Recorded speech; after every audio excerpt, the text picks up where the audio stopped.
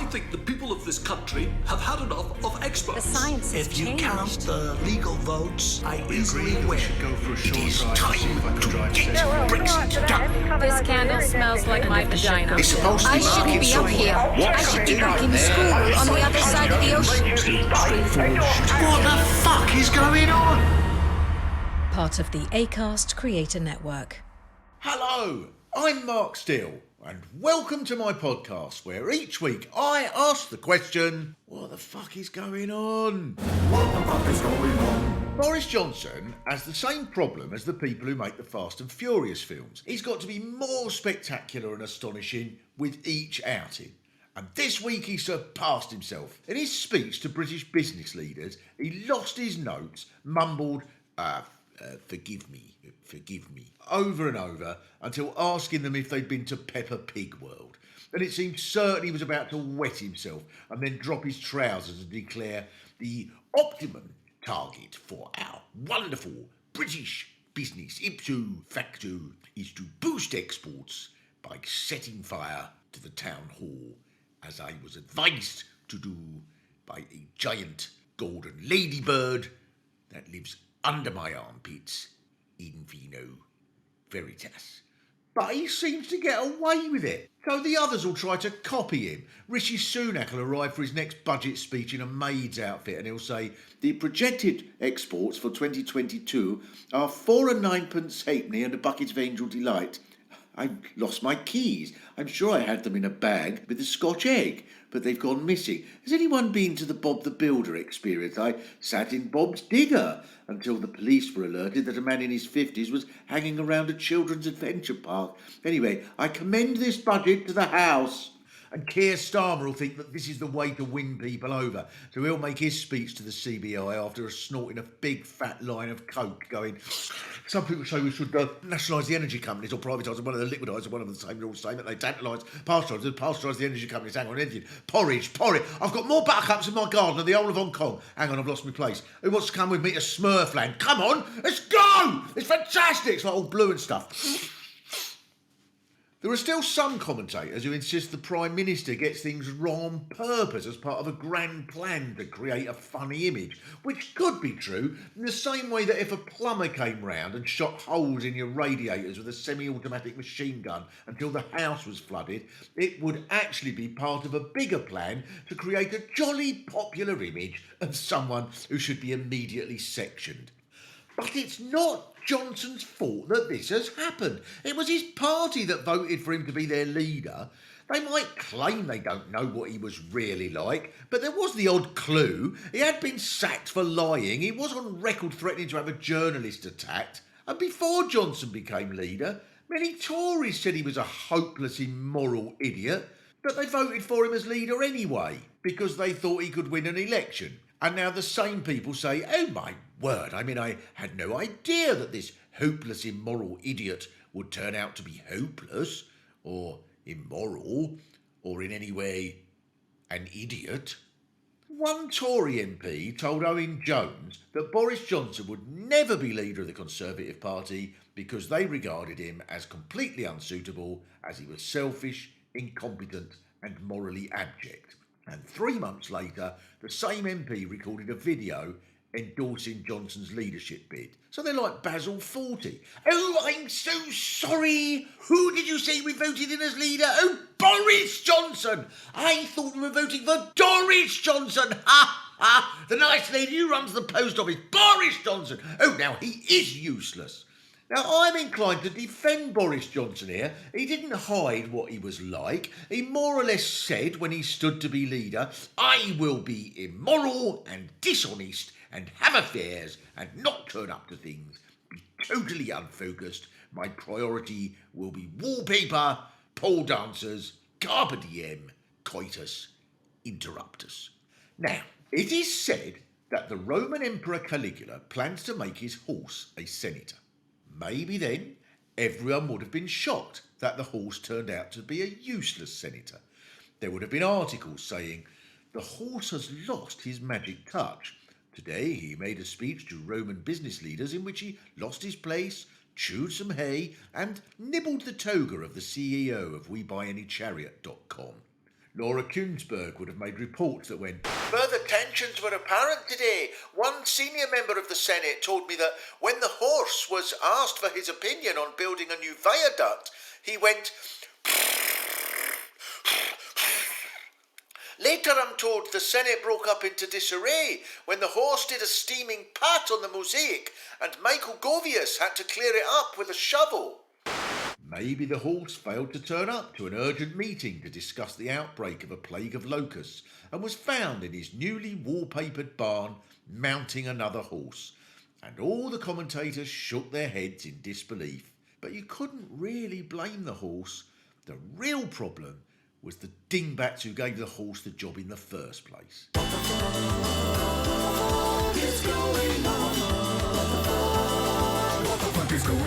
It was revealed this week that the fast-track visa scheme launched by Priti Patel to entice potential Nobel scientists to Britain has succeeded in attracting 0 applications in 6 months. Now, a young scientist was asked about this by talk show host Mike Concrete. "Now, who have we got with us? Jakeoyle. I'm told he won Young Scientist of the Year or something. They give out prizes for anything these days. How old are you?" I'm 21. Still in bed, are you? No, I've been up since 6:30. I'm usually in the lab by 8. The lab?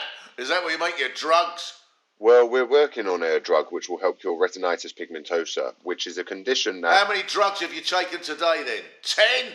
31? Or are you so off your face you've lost count? Sorry? You heard. Or are your ears full of wacky-backy? So why haven't you applied for this scheme? Well, I'm British, so I'm not eligible. Couldn't be bothered then. Too busy taking drugs. I don't take drugs. Don't you? I bet you eat boiled eggs. Occasionally. So you admit it then? You take drugs? A boiled egg isn't a prohibited narcotic substance. Yes, it is. See you, Jake. That's enough of that idiot. Is it any wonder the Italians beat us on penalties? Here's David Starkey with the horse racing results. What the fuck is going on? Now, anyone who's listened to this podcast knows that it's not possible to find out what the fuck is going on in the world on your own. So I always have some very, very capable assistance from elsewhere. And it is truly humbling this week that with me as my, well, not as my assistant. I'm fine with assistant, Mark, honestly. Oh, that was the voice, podcastees, of Mr. Louis Theroux. How humbling is this, that I'm interviewing Louis Theroux? I mean, really, if I was doing this seriously, Louis, I'd have moved in with you for about 5 weeks and gently teased out some of your personality, but time doesn't allow that. Yeah, you'd have to move in, put a radio mic on me, and then disappear and see what I said when I thought I wasn't being overheard. Now, this week, Doctor Who has become controversial because there's a Conservative MP by the name of Nick Fletcher, who I wasn't familiar with, who has said, I might be paraphrasing slightly, but not much, he has said that Doctor Who, being played by a woman, along with other characters that were played by men erstwhile, like in the Ghostbusters film, has robbed modern male youth of their role models. Therefore, it's no surprise that they're turning to crime because now their only role models are people such as the Cray twins. That's right. Now, I think if we're really forensic, we can spot one or two flaws in this. It was quite an odd one to make a sort of signature speech about, wasn't it? What struck me about it was not just that it was Doctor Who, but he was having to reach quite far in the sort of cultural bin to come up with other examples of the media's failure of at-risk male youth, right? Because his other examples were the Ghostbusters reboot, right, from about 5 or 6 years ago, which was all female. He said they've recast Luke Skywalker as a woman, which is not actually true, right? And then the fourth example was a show I'd never even heard of. It turns out there's a reboot of The Equalizer starring Queen Latifah that's on CBS in America. Oh, right, I see, yes. So it was like you're not exactly kind of seizing on cultural items that are really close at hand. Well, there are more, though, Louis. Fiona Bruce is presenting Question Time instead of David Dimbleby. That's a huge role model for young people that's now taken out of the male quarter. And Stacey Dooley Stacey Dooley's doing documentaries in which she gets immersed in worlds that are strange, does a sort of first-person puckish reportage. There must be a middle-aged white guy who could do that, don't you think?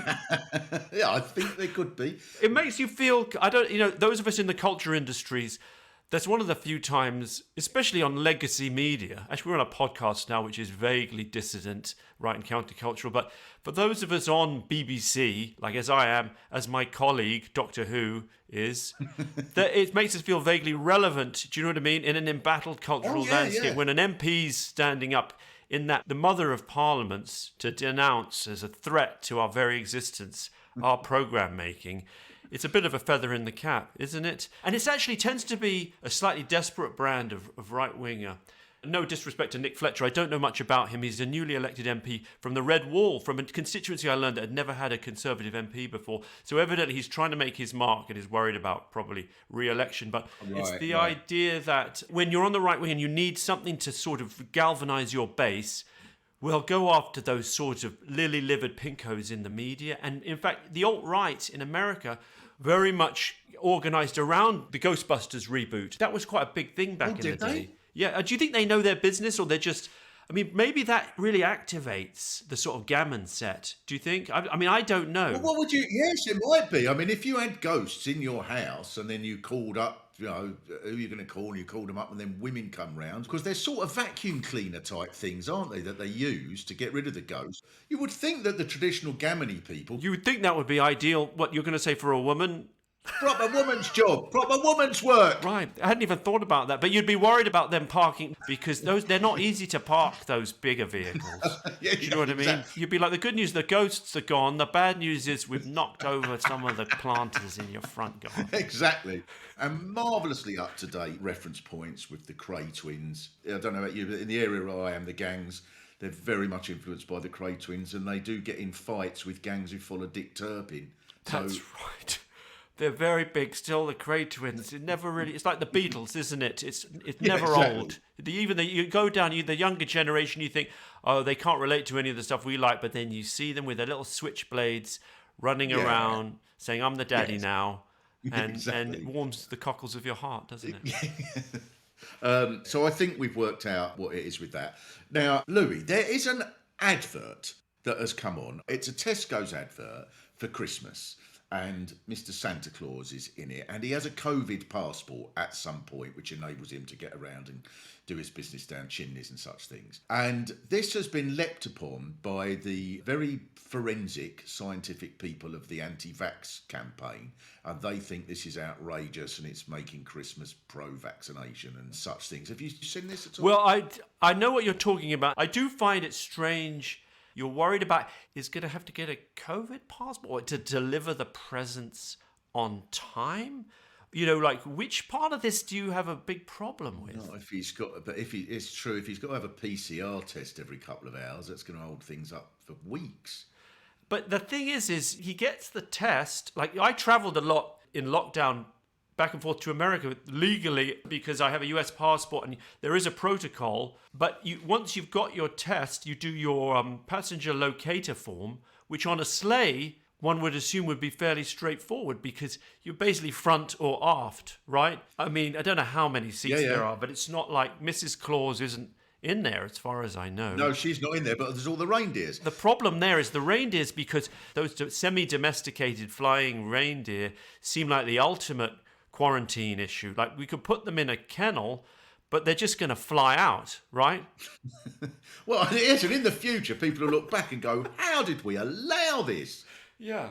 But it is baffling, isn't it? I mean, I'm relatively sympathetic to some conspiracy theories as sort of creative ways of interpreting reality, but the idea of discouraging people from taking something that's going to save their lives, it's almost a temptation to say, you know what, fine, don't take it, because the punishment that would ensue would be so ironic and apropos that it's almost, but not quite, worth indulging. Do you know what I mean? Yes, and now this did lead me to thoughts about you, Louis, because I was sort of I think quite a lot of people get very frustrated. I was talking to a good friend around here who's a very, very calm chap who came across some anti-vax people outside the supermarket in Crystal Palace the other day, and he said, I got very angry, and he's someone I've never seen get angry.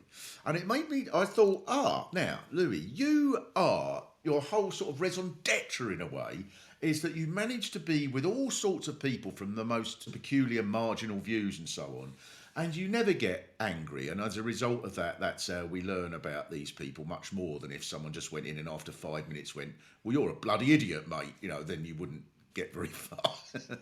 But I thought, does Louis get cross and you keep it in?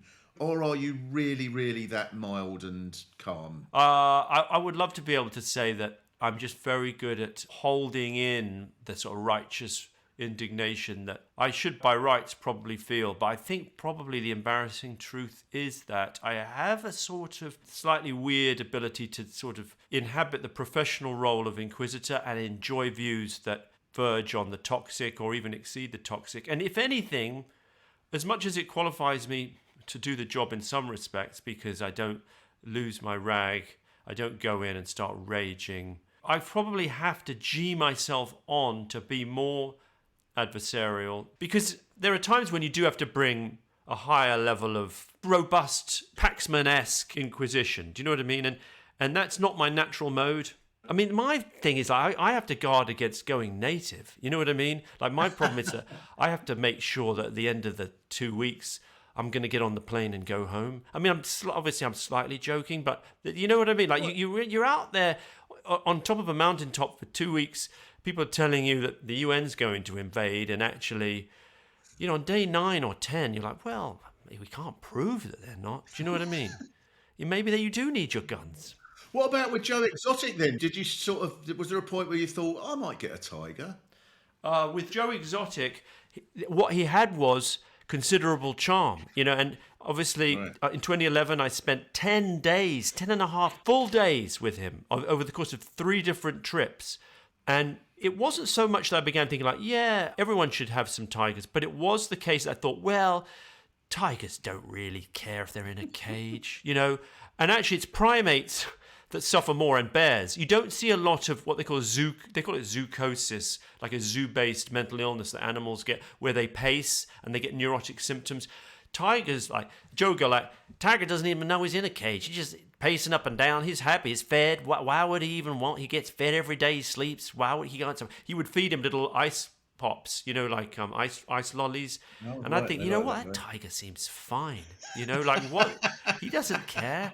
But actually, clearly, this issue is far bigger than that. But it probably graduated to a Magnum, a white Magnum at least, or a with Cornetto. A really thick chocolate shell coating. Yeah. Are you kidding me? That's the good life. He doesn't have to chase. No, but obviously it's not good for the tigers. But you sort of think, well, it's not the worst thing in the world, is it? And Joe was a kind of just sort of chaotic but charming, totally unscrupulous, all over the place, fundamentally pretty dishonest, I would say, but really quite funny and warm. And you're like, Joe's Joe. What are you going to do? You know what I mean?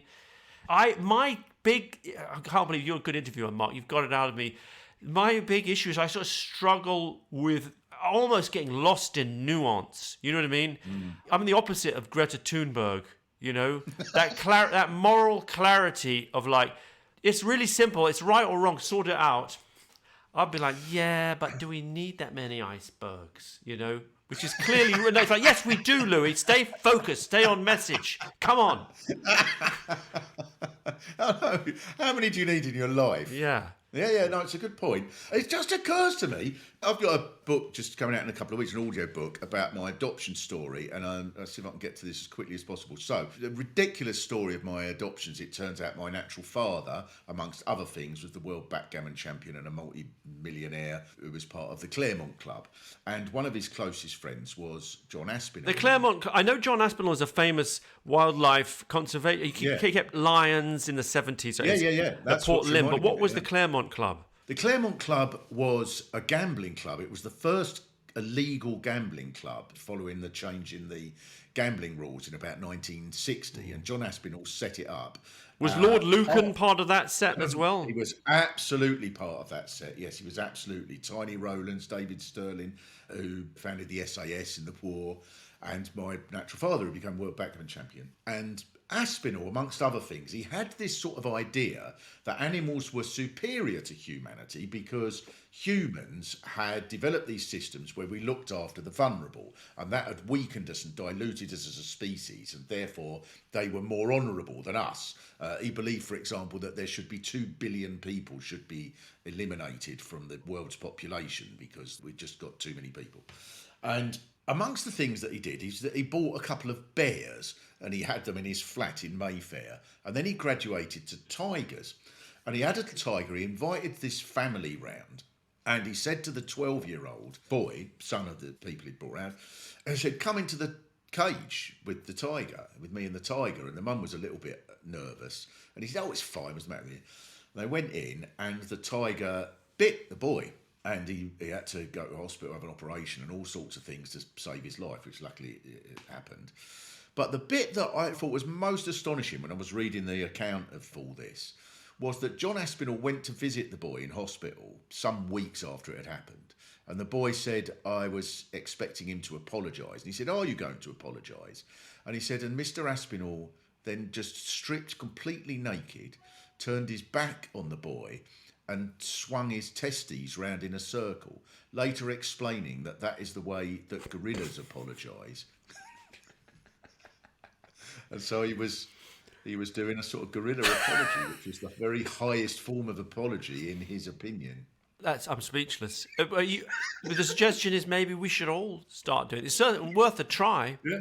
You should try it first on the children of friends, and then, depending on how that goes, introduce it to children in the park who you bump into. Yeah. Right? Children of strangers. Exactly. Anyway, right. Oh, this is brilliant. So, Louis, I now have to ask you the book. Okay. The book is, well, we've kind of touched on it. It's called Theroux, the Keyhole. It's Diaries of a Grounded Documentary Maker, and it's more or less the story of me going slowly crazy with my family in lockdown, but also me launching my podcast, Grounded, also various programs I was making, and the craziness of this very strange world that we live in now. I've tried to be as warts and all. Whether this is something the public is interested in or ready for remains to be seen, but it was the book that I felt I needed to write based on sort of stripping away, being totally honest about what I'd been through. Quite a bit of it is arguments between me and my wife, or me being assailed by parental duties. It was just an extraordinary experiment, like a Big Brother house, wasn't it? I think the rage, certainly speaking on my own part, the rage, the arguments, was almost a manifestation of a kind of love. Like, I sort of think that we tend to think that anger and arguments are antithetical to love, but it's almost the opposite, you know. And I think I certainly know my kids better, and we've been through something extraordinary together. And one result of the whole experience was that I've decided to go away a bit less, be around a bit more. I mean, it might just be being older as well, but I feel ready to sort of give the slippers a bit more of a workout around the house. And also maybe like global warming and stuff. I just think, I don't know, I'm making it sound a bit pious, but do I need to be travelling back and forth to America to make stories? Maybe I could do some more here. No, I think you should interview your neighbours one by one. Yeah, I'd love to do that. That would be incredibly... Well, there's stories everywhere. That would be brilliant, though. There's stories would be brilliant. everywhere. If you moved in with the people 3 doors up, I bet it'd be fascinating, whoever they are. I used to live in Harlesden, which is quite a lively area of northwest London, not that far from where I live now. And I often thought there's a lot of stories around here, very lively, fighting, breaking out outside my house, you know what I mean, low-level police incidents. And I thought there's a kind of series here that could be made. But you know the expression, what is it, don't shit where you eat? I think that applies. I think that should be the name of the series, Louis. The book or the series could be called Shitting Where I Eat, right? Exactly. That's it. Exactly. Thank you so much, Luther. It's been an absolute, utter pleasure. And a slightly humbling, nerve-wracking thing, interviewing Louis Theroux. It's a bit like, your job today is to go and teach football to Cristiano Ronaldo. Oh, you're very kind. Thank you for that. No, it's a pleasure to come on. Thanks for having me. Thank you so much. What the fuck is going on? So, it turns out there's yet another new variant of COVID. And of course it's presented like those old washing powder adverts. Try new improved COVID with added spike mutations, more deadly, more contagious, scarier than ever before. But some people are very, very worried about it, especially this woman who I overheard in a cafe the other day. Well, I heard Dermot O'Leary say on Good Morning Britain that a new variant had been discovered in South Africa called Omicron, which could be absolutely devastating news because we were hoping to get away for a skiing break in Val d'Isere, and now they might bring in travel restrictions. It's been almost 2 years since Nectarine used her bobsleigh. It's such a shame because she's a natural. She's only 12 and she's already able to sit in it when it's not moving. Now she's only got to master the going downhill bit. And we need a break because Colin's head of marketing for Pringles across the whole of the Reigate area, which is why he's been away on a business trip to Helsinki. And I've had an awful week as it is. I've had to sack the nanny because she refused to work for 40% off on Black Friday. And I really don't know why everyone's making such a fuss about this Omicron variant anyway, because Calvados, our homeopath, said that it's the same as any COVID. You can build up your immunity by douching with yuzu. I called NHS Direct to see if they could recommend a yuzu supplier, and the man I spoke to said that he was busy dealing with coronavirus patients. Oh, but that's the trouble with some people. It's just me. Excuse me, do you know if kombucha can be used as a yuzu substitute for anal douching? Oh, what the fuck is going on? So, podcastees, as I sit here perusing the rain and the wind and the storms and whichever tempests are blowing outside, I can tell you to go outside into it. No, you don't even have to go outside into it to hear some other things that are happening. So, the In Town series finally starts this week on Radio 4, 6:30, with a show about Blythe, the merry town up in the north of Newcastle. But this is radio, not podcast world, so you have to wait until 6:30 on Wednesday, December the 1st, and then it'll be on podcast and so on after that. Also, I have a book, part of which has been mentioned in this very podcast, Who Do I Think I Am? That comes out on Audible on December the 9th, and it is whatever the sort of Audible equivalent of published is. That'll come out, and then you will be able to listen to it, and that's all about the extraordinary story of my adoption. Now it turns out my natural father was best mates with Lord Lucan and all sorts of other stuff. Oh, I've given away the end. Anyway, but there you are. And also, as ever, in French, on peut acheter maintenant des billets pour mes spectacles français en janvier le 23, le Club Comédia à Brighton, et le 28 janvier, Museum of Comedy. Qu'est-ce que le niqué se passe? Now, we have, as ever, some people who have sent some marvellous messages and questions asking what the fuck is going on. And we really, once we've got the whole world asking what the fuck is going on, I suppose philosophically we have actually answered the question. So, for example, M.H. Hush asks, why has a woman playing Doctor Who led to a rise in male crime, but Killing Eve hasn't led to more girls becoming assassins? Well, I have to say, M.H. Hush, I mean, as someone who likes to follow statistics, I think you've got to be a bit patient. Killing Eve's only been out for 2 or 3 years, and I don't think that will have fed through yet. I think it is quite possible that in years to come, Killing Eve will have been shown to have led to hundreds and hundreds of women becoming psychopaths and murdering dozens of people a week in obscure towns across Europe. Also, I have to say, you know, this is something that's very important about the issue of male role models being discontinued, as the MP Nick Fletcher suggested, is that, you know, when you have a male Doctor Who as a role model, you know, as I did when I was a kid, it does make a difference. There were times when I was 15 when I thought about going to Swanley's only pub, following the Cray twins as my role models with the intention of murdering someone who was wearing a hat. And instead, on the way, I thought, no, what would Doctor Who do? And so instead, what I did was I put on a scarf and a hat, and I ruptured the time space continuum with a magic screwdriver instead. And that's the way I dealt with it. So I think we should be sympathetic to what he's saying. Smart UK, at Smart UK, says, why has Peter Jackson made an 8-hour TV series out of some arguably dull footage of the Beatles making what's not even one of their best records? Now, I don't like to argue with people who write things in, but I'm going to here because Smart UK, I think that's a bit cynical. Have you seen the 8 hours? You don't know if it's arguably dull. I mean, it's arguably dull before you've seen it, but then everything's arguably dull before you've seen it, isn't it? And if it's the Beatles making what's not even one of their best records, then even if it isn't that interesting? I'd be really interested in watching arguably dull footage for 8 hours of Beethoven making what is not even one of his best symphonies. I'd be quite interested in seeing him sat there going, fuck, shit, fuck. The 7th was fucking brilliant with its pastoral shit, and now, I think that would be, arguably dull, but arguably fascinating as well. So I'd rather not be cynical. At Dr. Simon Martin tweeted me this article from The Guardian. HMRC to relocate to Newcastle office owned by Tory donors via tax haven. That's quite a lot of complicated things all at once. So the HMRC is going to Newcastle, to an office owned by Tory donors via a tax haven. Well, they do this now. This is the era of Boris Johnson.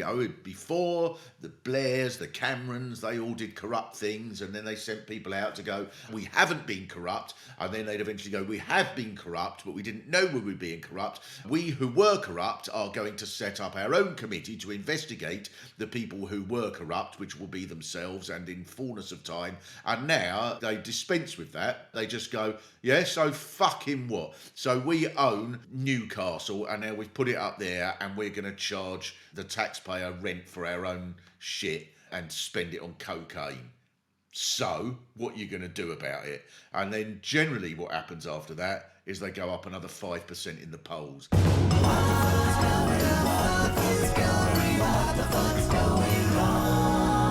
Adele recently released her new album 30, which deals with the anguish of her divorce. And I quite liked it, I was surprised. But I'm not an expert on Adele. But luckily, we have with us somebody who is, George Galloway. Let me put it to you, Adele. Your latest phonographic offering represents nothing more than a betrayal of the musical tradition that dissects the purgatorial torment of the human soul. Your inexplicable failure to include any of the marching songs of the Soviet Eighth Army or the folk tunes of the 17th century Austrian peasants celebrating their noble struggle to free Upper Austria from the tyrannical yoke of Bavarian rule does you no credit. This is in marked contrast to my own album, 51, named after the age at which I went through an irreconcilable divorce between myself and the Labour Party. Especially track 3, I've Been Crying All Night Baby, which included the exemplary lyrics, "In your arms you held me," until your internal disciplinary committee unjustly expelled me, which was the most played single on Radio Sputnik in the month of April. That, Adele, if that is indeed your real name, is why I would not have attended your celebrity audience thingy on ITV had I been invited. What the fuck is going on? On any given week, if I'm to even try to work out what the fuck is going on, I am in desperate need of a voice from the youth to try and help me out. But this week in particular, for reasons that he's going to explain, the person who I bred in order to be able to explain what is happening in this world, Elliot Steele. Hello. What's the young people talking about this week? I want to know about Black Friday. Yeah. This is a new thing. It's an American thing that's come over here, yeah. But you see it as that. It's not. You don't see it as a thing that's now just a natural part of the calendar, like Halloween, which has come over from America, or other things that have come over from America, like nuclear bombs. You see it as a natural part of the year. Or... I do. I don't try to get caught up in the retail sort of propaganda personally of like when they go, here's this thing that was £600, it's now £400, but it was always £400. They just put it was 600 quid. So they make it look like you're getting a bargain. Yeah. No, they do. You're everywhere. They just make that up. They go, this was £40,000. Yeah. And now it's only a £5. And you go, well, now I must buy this single carrot. Yeah, exactly, yeah. The co-op. Why not? It's carrot-tastic. We've gone Black Friday crazy with our 4 carrots for £1.20, down from £1.20 that they've been the rest of the year. It's carrot. Be like Rudolph. But it seems to work. Well, it's that exactly. But this is what Black Friday does, is it pulls people into things to think they're getting a deal. But it's like everyone, no matter how much you're against like capitalism, no matter how much you're against something like, oh, I'm not going to fall for that, Black Friday finds a way to pull you in and makes you part of the system. It's genius. Wouldn't you be better off with crack? Probably. It's crack attack on the Black Friday crack pack. Down from £85 a rock. Actually, I got a text off a drug dealer one time who was doing a special lockdown deals. And he would do like Christmas deals and stuff like that on like weed and MDMA and stuff. There's like this new sort of wave of drug dealers in London. They're like a bit more bougie. So they have like a menu of things. All right. It's all like they send a menu through and they'll be like, hey, special weekend deals. So I bet you there will be a drug dealer who's involved on the Black Friday sale. It's the same entrepreneurship. It's just illegal. You know, it's just that we decide that that's illegal. But they're still going to mimic what works in advertising and in marketing. Are the drug dealers, the menus like on a laminated big sheet like in Wetherspoons and that, and you've got like spliff and a guest ale, £1.49. That's what they do in Amsterdam. Is it? When you go into Amsterdam, there's a big laminated menu. You can look at the mushrooms. And have I ever told you about when we were meant to buy... I didn't do the mushrooms because I had a bad time on LSD one time. So I was like, I'm not going to touch them. What are you talking about? It's just I took LSD and I didn't have a great time. So I was like, I'll give the mushrooms a miss. When? I was like in my 20s. But I've done it since. I've had a great time on LSD. I was in the house one time coming off LSD and you had no idea. You just thought I was really into the cricket. What? This is terrible. So you've been doing Class A drugs in the house? What, have you never done LSD? No. I've never done anything. Why not? I don't want to. I'm quite happy with things looking like the way they are. You've done ecstasy. You told me you did ecstasy. I did ecstasy once. Yeah, that was fun. I only did it once though. You've had weed? Yeah, I had weed. Yeah, and I've had Guinness and rum. Rum, Black Friday. So I got a thing from this shop. There's a couple of rum shops in Paris, and it's got Black Rum Friday, and this little email came and it's got all the offers of black rum, but the websites now are so complicated. You just want to go press, yeah, all right, I'll have that. If there was just a thing that said, yes, you can have me money, you thieving pigs, I'd press that and that'd be gone. You put in your card number and then hundreds of other things come up and it was all complicated. And then I got another email last night saying, thank you for agreeing to come to Paris to pick up the rum. So now it's useless. It's in bloody Paris, where you're probably not going to be allowed to go to about 2073 because of the bloody COVID. So I've just given them the money. That does sound like that was your fault, not the website's. Well, I've learnt 2 or 3 things with an interview, and that's as good as you can ever do with one interview. One of the things that I've learnt is that my own son took Class A drugs in my house while watching the cricket. I didn't take them while watching the cricket. I took them in the park and came back and you were watching the cricket. I'd like to know if Louis Theroux has ever bloody done an interview where he's learnt that out. Eh? Beat that, Louis. Thank you very much, Elliot Steele. What the fuck is going on? Thank you so much for listening to this podcast. If you've liked it, please subscribe, rate it, and if you can be bothered, write a review, and if you can't be bothered, definitely write a review. We have now got a website, whatthefingoonpodcast.co.uk, and if there is anything at all that you think I should be finding out what the fuck is going on with it, please send me a message on Twitter at WTFisGoingOnPod. and we will look at all the messages that you send. What the Fuck is Going On was hosted by me, Mark Steele, with my guests Louis Theroux and Elliot Steele. Voices by Sarah Alexander and Pete Sinclair. It was written by Mark Steele, James Serafinowicz and Pete Sinclair. Music by Willie Dowling. Produced and edited by Scott and Matt at Podmonkey. What the Fuck is Going On is a co-production between Podmonkey and Consec Industries.